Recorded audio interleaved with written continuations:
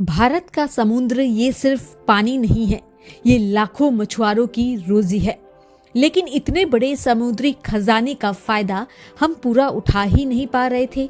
यही वजह है कि सरकार ने डीप सी फिशिंग के लिए नए नियम लागू कर दिए हैं।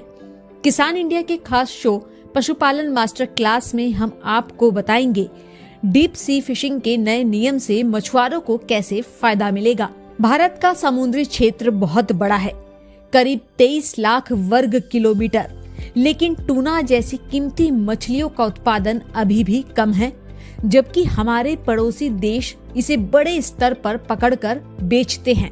इसी गैप को भरने के लिए सरकार ने डीप सी फिशिंग के नए नियम लागू किए हैं, जिसमें सबसे बड़ा कदम है mother and child vessel concept का। Mother and child vessel concept क्या है? बड़े जहाज समुद्र के बीच में ही छोटी नावों से मछलियां ले लेंगे, जिससे छोटे मछुआरे बार बार किनारे नहीं आएंगे, समय बचेगा, खर्चा बचेगा और दाम भी बढ़िया मिलेगा। ये सिस्टम खासकर अंडमान निकोबार और लक्षद्वीप जैसे द्वीपों के लिए गेम चेंजर है, क्योंकि भारत के लगभग 39% समुद्री क्षेत्र को कवर करते हैं। सरकार ने विदेशी जहाजों को पूरी तरह बैन कर दिया है, ताकि भारतीय मछुआरों को ही पूरा फायदा मिल सके। इसके अलावा सहकारी समितियों और FFPO को प्राथमिकता दी जाएगी, ताकि समुदाय मजबूत हो सके। नए नियमों में ये भी तय किया गया है कि जहाज मॉडर्न टेक्नोलॉजी से लैस होंगे और RBI के नियमों के तहत समुद्र में ही लेन देन की अनुमति रहेगी। इससे ट्रांसपोर्टेशन का खर्चा कम होगा। मछुआरों के लिए डिजिटल सुविधा रियल क्राफ्ट पोर्टल शुरू हुआ है, जहां से एक्सेस पास ऑनलाइन मिलेगा। छोटे और परंपरागत मछुआरों को पास लेने से छूट है। देश में 2.38 लाख जहाज रजिस्टर्ड हैं। इनमें से 64,000 बड़े जहाजों को पास लेना होगा। पर्यावरण को भी सुरक्षा मिलेगी।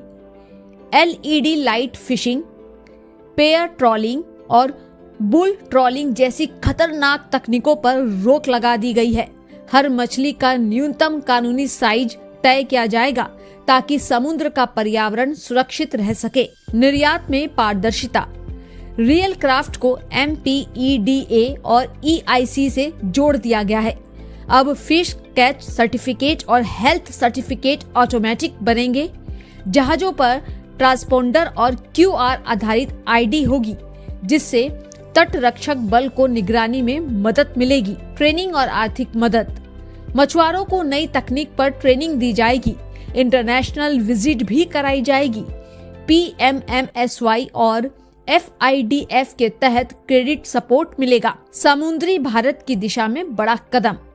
भारत की 11,099 किलोमीटर लंबी तटीय रेखा और विशाल समुद्री क्षेत्र लाखों लोगों की आजीविका का आधार है। देश दुनिया में मछली उत्पादन में दूसरे स्थान पर है और भारत हर साल 60,000 करोड़ रुपए के समुद्री उत्पाद निर्यात करता है। और इन नए नियमों के बाद मछुआरों की कमाई और भी बढ़ने की उम्मीद है।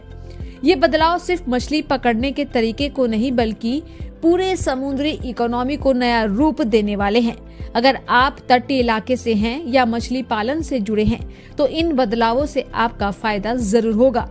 वीडियो अच्छा लगे तो लाइक करें, अपनी राय कमेंट में लिखें और किसान इंडिया को सब्सक्राइब करना ना भूलें। सर का पसीना जब माथे को आता है, वो किसान है जो अपने दम पर फसल को उगाता है। आन है, बान है, शान है, किसान है। किसान इंडिया, चलेगा हल, बढ़ेगा बल।